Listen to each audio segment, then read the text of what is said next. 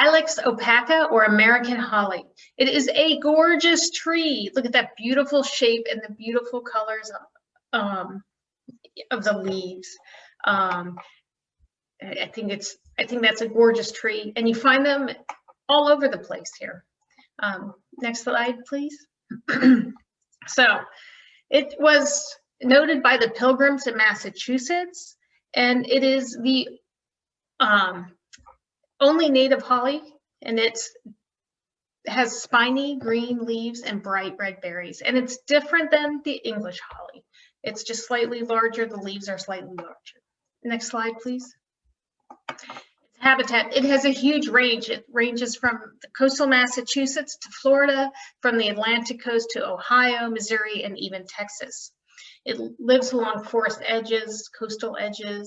It loves moist soil, slightly acidic, the soil, and well-draining soil. It does not like soggy soils at all. It takes full sun or it takes shade. It can be remarkably shade tolerant. Next slide. Its height in cultivation is 15 to 30 feet, and its spread is 15 to 20 feet. It has a beautiful pyramid shape, and its leaves are very distinctive. They're thick and leathery, and there's a sharp point at each lobe. And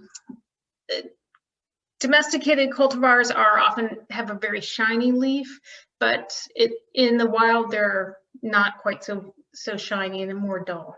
The leaf tips, those points, are very sharp, and they are really painful.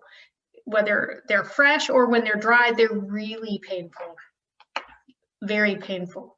The bark of the tree is a light gray and it's smooth, and they have both male and female trees, and they both produce flowers. The flower bunches in females are small, up to 3 flowers in a bunch, and the males have lots of flowers, in case you need to find a male and a female. When you're planting, so you also need a male and a female if you want to produce any berries. Next slide, please. The berries are beautiful and people love them. They are only produced by the females, and you could get multiple different colors. You can have red, yellow, or orange, orangey red, and they mature starting in October and into December, and they last a long time. Maybe the birds don't like them, I don't know, but so they're a great winter source for wildlife. Next slide. Why plant it? It's a beautiful tree. You could use it as a specimen, you could use it as a hedge, a foundation planting in a woodland garden. It's evergreen, it provides food sources, but it's also deer tolerant, which is really great. It's easy to grow. It has a wide range, so it tolerates quite a few different kinds of soils, and it'll tolerate clay soil. It's a native tree, it takes sun or it takes shade, but the leaves can be dangerous. So don't plant it maybe next to the front door, as a house that we had. And then the next slide, I think, just has some resources that you can use.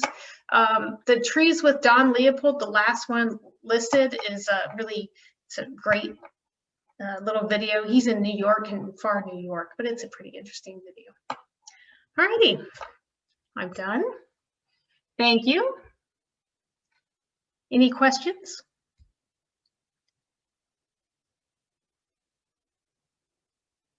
All right. No questions in the chat box, Sandra. Okay, great. Effie, are you up now? I am. Great.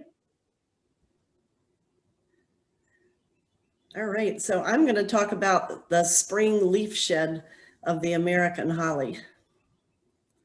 Next slide. And this is just a reiteration of what Sandra already said about it being a slow growing tree, and it can grow to tremendous heights, and the fact that you need a male and a female. It's very tolerant of different soils, but it does not like wind or wet feet.